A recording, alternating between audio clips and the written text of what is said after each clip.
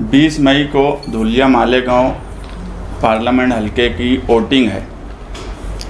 हम India alliance में हैं, मगर हम एक बात शिद्दत से महसूस कर रहे हैं कि बीजेपी इस हलके में इलेक्शन लड़ते हुए दिख रही है, मगर इंडिया अलायंस के उम्मीदवार जो है बड़ी ही सुस्त रफ्तारी से इलेक्शन लड़ रहे हैं। 2014 और 2019 का इलेक्शन मालेगांव शहर ने उस वक्त कांग्रेस पार्टी के उम्मीदवार को भरपूर वोट दी, मगर उसके बाद भी 14 में 2.25 लाख वोट से और 2019 में लगभग 2,27,000 वोट से कांग्रेस पार्टी को शिकस्त हुई। मगर इस अलायंस में भी ये सीट कांग्रेस पार्टी को दी गई। हमारी चाहत ये है कि जो अभी शाह ने कहा कि मुल्क में जो हालात बन गए हैं और ख़ास तौर से माइनॉरिटीज़ के, ऐसे वक्त में फ़िरका परस्तों को शिकस्त देने के लिए जिस तरीके की जोर आजमाई होना चाहिए उस तरीके की जोर आजमाई दिख नहीं रही है। हम ये नहीं कहते कि धुलिया मालेगांव में सेकुलर पार्टियों का उम्मीदवार चुन के नहीं आ सकता। मैं इससे पहले भी बोला कि इससे अच्छा मौका नहीं है, मगर चुन के आने के लिए, जीतने के लिए लड़ना भी ज़रूरी है।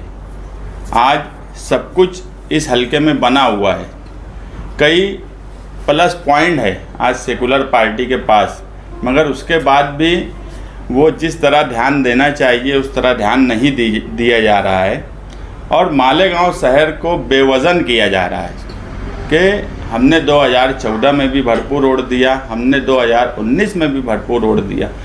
तो ये खाम ख्याली कि ये क्या करेंगे, इनके पास तो कोई मुतबादिल नहीं है, ये सोच कहीं ना कहीं मालेगांव को बेवज़न करती है और हम कभी नहीं चाहते कि मालेगांव शहर बेवज़न हो। इसलिए हमने ये तय किया है कि 1 मई से महाराष्ट्र डे के मौके पर संविधान सुरक्षा यात्रा के बैनर तले हम एक यात्रा मालेगांव शहर में निकालेंगे जो कई दिन तक चलेंगी और धुलिया शहर में भी हमारी वहाँ के समाजवादी के कारपोरेटर्स और जिम्मेदारों से बात हुई है, वहाँ भी निकालने की बातचीत किए हैं। हमारा मकसद ये है कि लोगों में बेदारी पैदा हो, कि वोट देने की बेदारी पैदा हो, फ़िरका परस्तों को हराने की बेदारी पैदा हो, ताकि ये इलेक्शन, हम पूरे हिंदुस्तान की बात तो नहीं कर रहे, मगर हमारे कॉन्स्टिट्यूंसी में हम हमारे उम्मीदवार जो हैं उनको जिताने की कोशिश करें। मगर उसके बाद भी अगर इंडिया अलायंस के उम्मीदवार मालेगांव शहर को बेवज़न करने की कोशिश करेंगे तो हमें कोई ना कोई दूसरा रास्ता अपनाना पड़ेगा। हम 2 चीज़ चाहते हैं कि जीत कर भी आए और मालेगांव का वज़न अपना कायम रहे, ख़ास तौर से अक़लियत का वज़न अपनी जगह कायम रहे। अगर कोई ये सोच कर इलेक्शन में आया है कि इनके पास कोई मुतबादिल नहीं है, तो ये सोच को ख़त्म करना, फ़िरका परस्तों का मुँह तोड़ जवाब देना, इसके लिए संविधान सुरक्षा यात्रा निकालने का हमने फ़ैसला किया है। क्योंकि हम महसूस कर रहे हैं कि जिस तरीके का इलेक्शन लड़ा जाता, जिस तरीके से इलेक्शन को होना चाहिए, वो अगर तरीका नहीं है तो हम सिर्फ वोट देकर और ये कहीं से वोट नहीं लाएं और हर वक्त हर 5 साल के बाद हमारी बेवज़नी हो कि ये कितना भी वोट दे दे, कोई उसका फ़ायदा नहीं, कोई उसका हल नहीं। ये चीज़ अब इस इलेक्शन में ख़त्म होना हमारा मकसद है।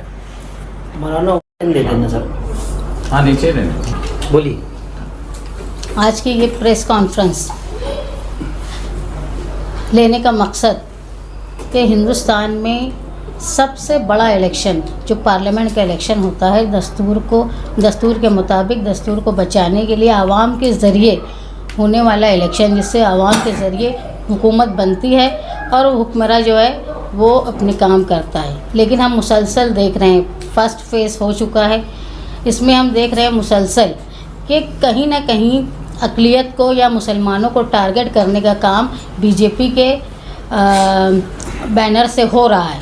एक आप लोग महसूस कर रहे होंगे कि हर जगह वो सिर्फ यही मुद्दा उठाते हैं कि हिंदुस्तान से मुसलमानों को भगाना है, और हिंदुस्तान में मुसलमानों ने कुछ नहीं किया आज तक, और नुकसानदेह कौम है हिंदुस्तान में मुसलमान। जगह जगह वो ये साबित कर रहे हैं। इसका मतलब ये है कि वोट लेने के लिए बीजेपी के पास मुसलमानों के ख़िलाफ़ बोलने के अलावा कोई मुद्दा नहीं है। उन्होंने कोई ऐसा काम कि 10 सालों में नहीं किया जो आवामी फलाह व बहबूद का हो, जिसको बताकर वो वोट ले सके। इसलिए उन्होंने एक टारगेट कर लिया है कि मुसलमानों को बुरा बोले।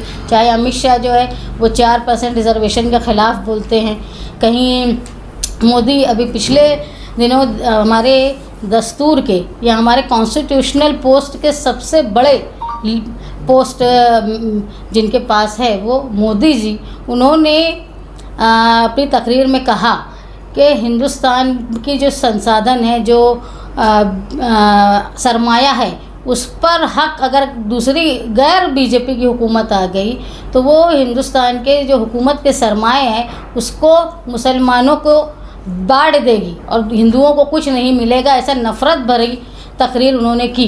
और उन्होंने बोलते हुए एक लफ्ज़ बोला, घुसपैठिए।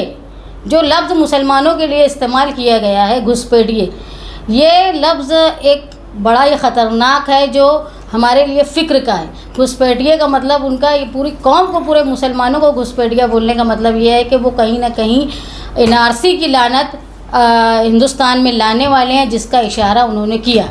वो घुसपैठिए साबित करना चाहते हैं तमाम मुसलमानों को।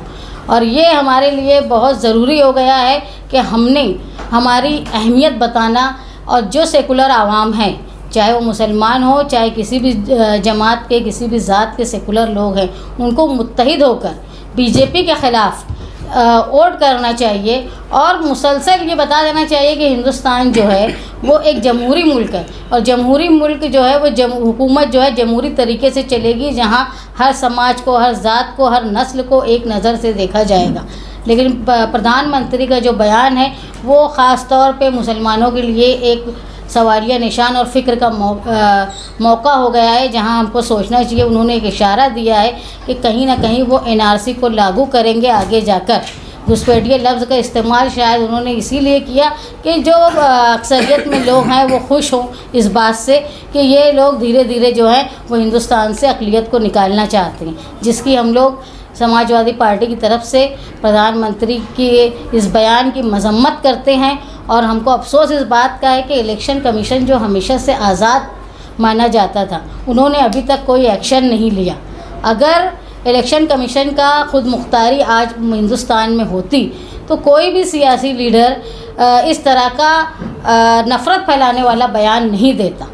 आज हम लोगों को ये महसूस हो रहा है कि हिंदुस्तान की जमहूरियत जो नाफिज तो नहीं हुई है कि जमहूरियत ख़त्म हो गई है, लेकिन धीरे धीरे जो है जहां खुद मुख्तारी जिन अदारों में थी उसको धीरे धीरे ख़त्म कर दिया गया है, और वहां पर मनमानी हुकूमत की चल रही है, शरपसंदों की चल रही है, जिसके ख़िलाफ़ मुत्तहिद होकर सेकुलर लोगों को एहतजाज करना चाहिए। और उनको जो मुकाम में, जो जंग आज़ादी के वक्त में जो जनसंघी RSS के लोग शामिल नहीं थे, वो आज ऐसा मौका आ गया है कि वो हिंदुस्तान के सबसे ज़्यादा वफ़ादार और हुब्बुल वतन वही कहला रहे हैं। जबकि उनकी तारीख़ रही है हिंदुस्तान में कि अंग्रेज़ों के वक्त से उन्होंने हिंदुस्तान के आवाम को छोड़कर हुकूमत की चाटुकारिता की। इसलिए लोगों को मुत्तहिद होकर, ख़ास तौर पे जो लोग कॉन्स्टिट्यूशन समझते हैं, उन लोगों में बहुत फ़िक्र महसूस हो रही है कि हिंदुस्तान अगर इस तरह राह पे जाएगा शरपसंदी की तो आगे बहुत बड़ा नुकसान होगा। लेकिन जो बयान उन्होंने घुसपैठिए का दिया वो हमारे लिए एक सोच का मुकाम हो गया है कि ये लोग मुसलमानों को हिंदुस्तान से निकालने के लिए कोई ना कोई हरकत करेंगे ताकि वो मुसलसल हिंदुस्तान पे राज कर पाए।